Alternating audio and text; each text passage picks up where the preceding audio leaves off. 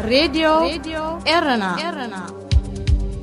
راديو إرنا كاب كتما باريس محلالة في إرتوان غازت إنياتا زدالو نتا راديو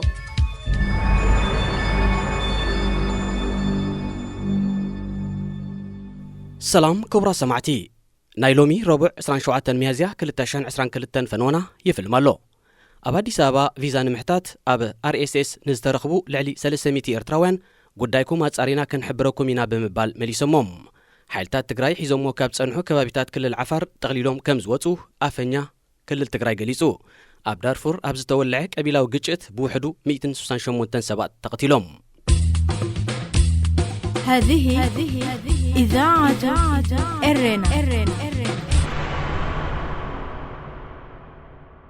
زينا بزرزر أقلقلو سدتنياتات نتملسن إثيوبيا وي RSS موصي فيزان ناي غعزو سنداتن كوهابوم نزحاتتو إرتراوان نتمالي 26 ميازيا نابيت صحفتو كركبو بزقبرو تصاوعيت مرمرا بمكياد قدايكم هاتسارينا كنحبركم ينا بمبال كم زفانوم منشتات راديو إرنا حبيروم لعلي 300 إرتراوان بمسرتي ب 25 ميازيا ملكتها بملطاف استقبر لهم تصاوعيت مسرت كاب ساعة 8 نقوت حيزوم أبت بيت صحفت ريغا حيزوم كتصبيو دحر موعل مولو اسم تولد عدي نإثيوبيا زاتول من قدن أقبابن كندي عامتات كم زتغمتون حطوتات قريب لهم زوم إرتراوان بمتخاب سدرابيتاتن كالن ناي زتفلاليا هاجرات فيزا زرقبو خينوم منقسي إثيوبيا موص فيزان ناي غعزو سنداتن كدال ولوم بسلسته مقابيت بزقربو طلبيو RSS دحر 3 سمون ناب بيت صحفتو كركبو تصويعوم اب إثيوبيا دحري ممصاء سرعت بلصقنا ناب سلطان كونتات نايتوم اب معسكرات تግራይን عفرن زنبرو ኤርትራውያን ስደተኛታት ጥራይ ዘይኮነ ናይቶም اب አዲስ አበባን ካልኦት ከተማታትን ዝነብሩን ተሐላሊኹ ይዝርከብ ብፍላይቶም ብምትእኻብ ስድራ ቤታት ትምህርቲ ሕክምና መጥያስን ካልእን ናብ ሳልሰይቲ ሃገራት ክወጹ ኣብ መስርሕ ዝርከቡ ኤርትራውያን ስደተኛታት መንግስቲ ኢትዮጵያ ብዙሕ መሰናኽላት ይገብረሎም ከም ዘሎ ይፍለጥ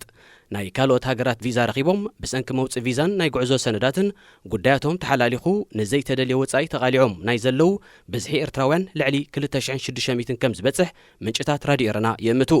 ወላው ነቶም ቪዛን መውጽእ ሰነዳትን ክረኽቡ ዝኻሉ ኤርትራውያን ብዘይ እንቅፋት ንኽወጹ ክሳብ 120,000 ብር ጉቦ ዝኸፍሉ ኩነታት ከም ዘሎ እቶም ምንጭታት በኣብነት ኣረድዮም ሓይልታት ትግራይ ተቆጻጺሮም ካብ ጸንሑ ከባቢታት ክልል ዓፈር ጠቕሊሎም ከም ዝወጹ ኣፈኛ ናይቲ ክልል አቶ ጌታቸው ረዳ ብ25 ሚያዝያ ንሮይተርስ ኣብ ዝሃቦ ቃል ኣረጋጊጹ እቶም ሓይልታት ካብ ክልል ዓፈር ምስሓቦም ናብቲ ህጹጽ ሰብኣዊ ሓገዝ ዘድልዮ ህዝቢ ትግራይ ረድኤት ብዘይ እንቅፋት ክበጽሕ ዘለዎ ተስፋ ተኣፈኛ ገሊጹ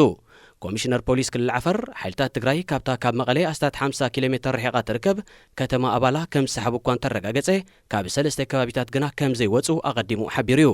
مسحب حالتات تግራይ ካብ ዓፈር በአካል ከረጋግጥ ዘይካለ ሮይተርስ ናፈኛ መንግስቲ ኢትዮጵያ ተወኪሱን ምላሽ ከም ዘይተዋሃቡ ሓቢሩ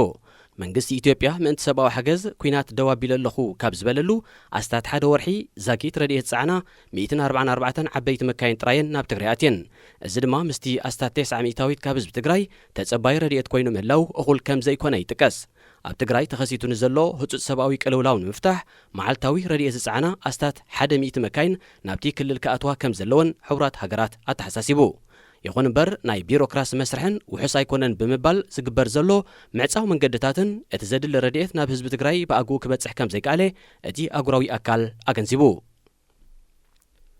ኣብ ሱዳን ዞባ ዳርፉር ኣብ ዝተጓሃረ ቀቢላዊ ግጭት ኣስታት 168 ሰባት ከም ዝተቐትሉን 100 ሰባት ድማ ከም ዝቆሰሉን ማዕከናት ዜና ሓቢረን